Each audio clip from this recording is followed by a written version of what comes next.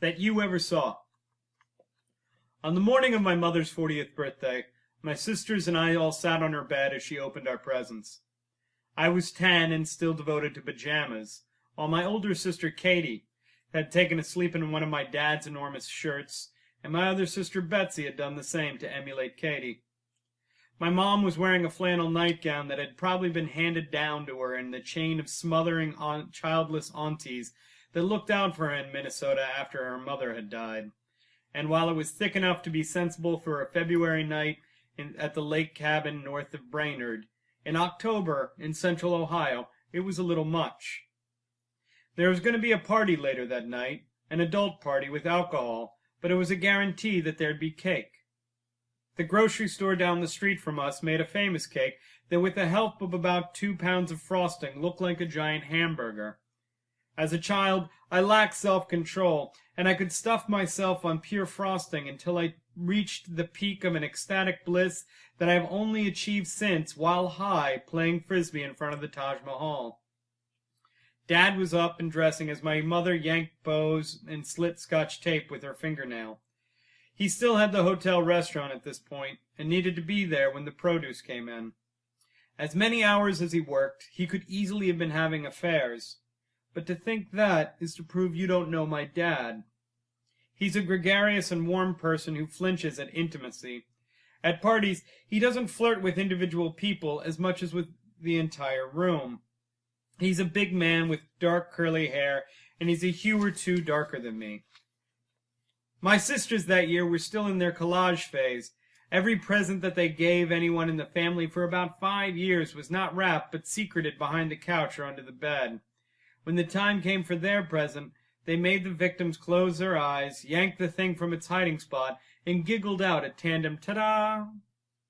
They were large things on yard-long sheets of paperboard, full of paste-bubbled shots clipped from magazines, of women biting necklaces and staring longingly at themselves in the mirror, and had all of the charm of a ransom note from a deeply repressed first-year art student. I was much more thoughtful. I wrapped in that morning's newspaper my least favorite toy, a squat magenta Orko figurine that came with my He-Man. At 10, this was the kind of generosity I showed to the woman who had given me life. Not the action figure, but one of his accessories. She oohed and awed over it when she opened it. Seeing it in her hands, I immediately how much I loved the toy, and started devising a plan where I could snatch Orko back. Mom had opened 2 more flannel nightgowns from her aunts, and a fistful of Snoopys in various poses from her brothers and sisters.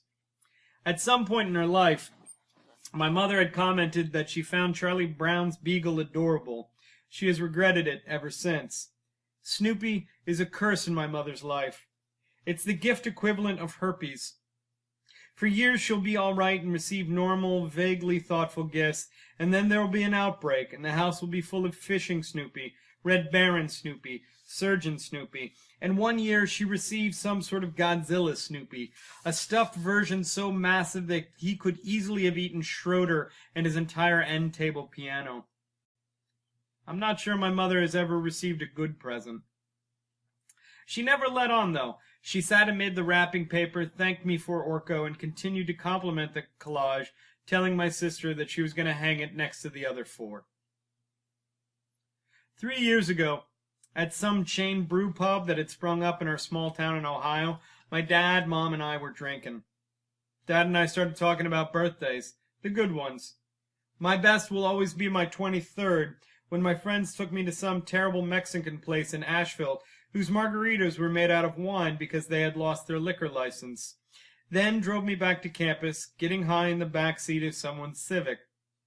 When we began to walk down the street to the little pond called Snake Lake to smoke more dope and play frisbee and then dare each other to go off the rope swing.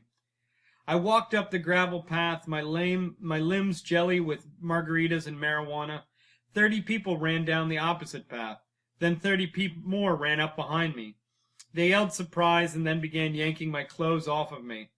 It was as famous as I've ever felt. All anonymous affection and familiarity. We drank till 3 and someone gave me a BB gun. My dad's story was a similar affair, a surprise during his tour of duty on Midway Island when all of the Officers Club staff did a rehearsed skit show about their hapless Midwestern boss. Both of our stories were big and loud. They had punchlines, and neither of us would ever be able to name all of the people who had been there. It was my mom's turn. She rubbed the stem of her wine glass and said she couldn't think of a good one, that none of her birthdays had been special in the way Dad and I were talking about them. At the time of my mom's 40th, my dad was still running the Gathering Inn, a restaurant and hotel that was immensely popular in our little town and could be screwed and that he would be screwed out of in less than a year by his partner, Bruce Smallbill, sending my family into a chain of bankruptcies that lasted until I left for college. Bruce Smallbill is a family villain. When he died of colon cancer my sophomore year in college, my father called and said, "Live by the asshole, die by the asshole." My mom was the bookkeeper of the hotel. She had worked at an accounting firm in Cleveland, where she and my father fell in love, and her boss, worried about losing his best employee, had offered my father $10,000 not to marry her. When my dad was on the restaurant floor pouring wine and chatting up each table, my mom was in the office with a massive silver machine punching in numbers, then pulling a heavy handle again and again to print the paychecks one at a time. Sitting on the bed for my mom's birthday was one of the last truly happy times we'd have as a family for years. My dad would spiral into a deep depression, the depths of which I'd found out years later when, because of an incident at a sleepover during which I had destroyed a guest bathroom, I was taken to a therapist. I was in 7th grade and suspicious about telling any adult about my feelings. The therapist said I could relax and trust him, since he'd been the one who helped talk my father out of suicide years before. All of the other presents having been opened, my dad pulled on a sport jacket and said that for his gift we needed to go downstairs. It was a surprise. My sisters and I immediately made a blindfold out of one of my mom's new nightgowns, and we all led her down the steps to the dining room. My father is a showman, and he was talking on and on about how he thought long and hard about what a woman of my mother's age would need. He's got a deep voice and can really make it resonate when he wants to. He often received bit roles in the community theater musicals for that voice of his, even though he's tone deaf and could never once remember his lines. He matched that voice with a queer comedic timing, which made bumbling miscues and painful ad-libbing endearing. In full performance mode, he'd told my blindfolded mother they had finally figured out the perfect gift for her on this auspicious birthday. My dad has since told me about going to this pharmacist down the street to rent my mom's present. He told me the guy behind the counter what he was going to do with it, and the pharmacist tried to talk him out of it. In the end, he refused to charge my dad for it at all, figuring my dad would be paying for this gift for quite a while to come.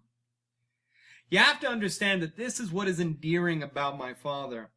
He had a joke in mind, and even a state-licensed pharmacist wasn't going to talk him out of it. I'm not sure where this stubbornness comes from, but I own it as well. I called an old girlfriend Monster as a pet name for years, before she broke down crying over an anniversary dinner and told me how much she had hated the nickname, but kept expecting me to get tired of it.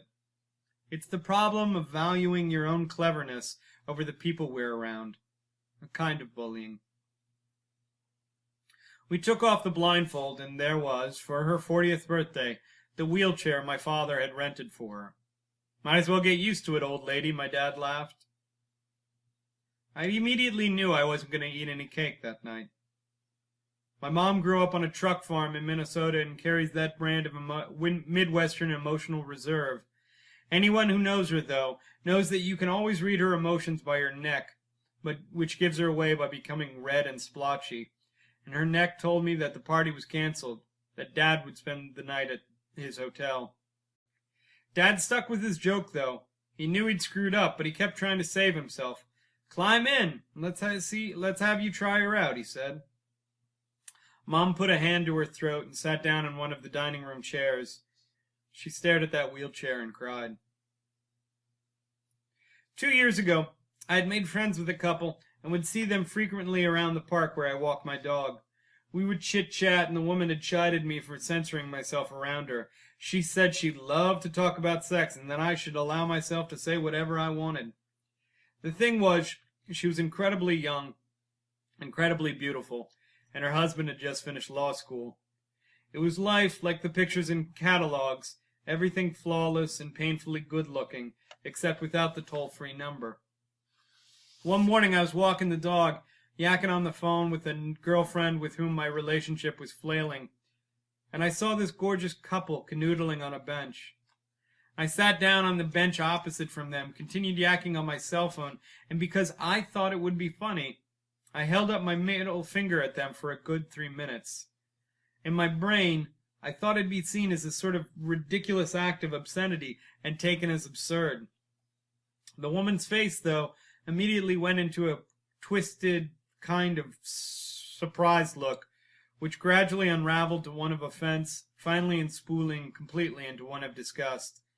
I cut my finger up through all of her expressions. To this day, she still looks past me at parties. Part of me says, fuck her, fuck everyone who can't take a fucking joke. And the other part of me knows that she knew I kind of meant it. My mom's awful 40th got brought up when Dad and I were crowing about our own birthdays.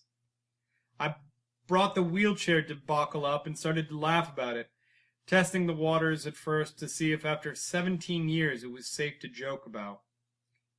There are those spouses of people with a loud and outsized love of their own cleverness. It's this kind of spouse who at parties gets introduced as the long-suffering husband of the person over there announcing the contents of the host's medicine cabinet. This person is introduced to you, but first you look over your shoulder at his spouse, then back to this person, and in his face, while his wife trumpets the discovery of an economy-sized tube of Preparation H under the sink, you see a sadness so long endured, so hopeless and so composed, it could be a Russian novel. It was this look that flashed across my mother's face when I tried to joke about her that birthday. I saw this look. I didn't let it go. I was this little kid, I said, emboldened with the story and 2 bourbons. And there's my dad smiling and my sweet mother crying. I lit up a cigarette. It has to be the dumbest thing my dad ever did. My mother finished her wine and corrected me. That you ever saw. Thanks. That's it.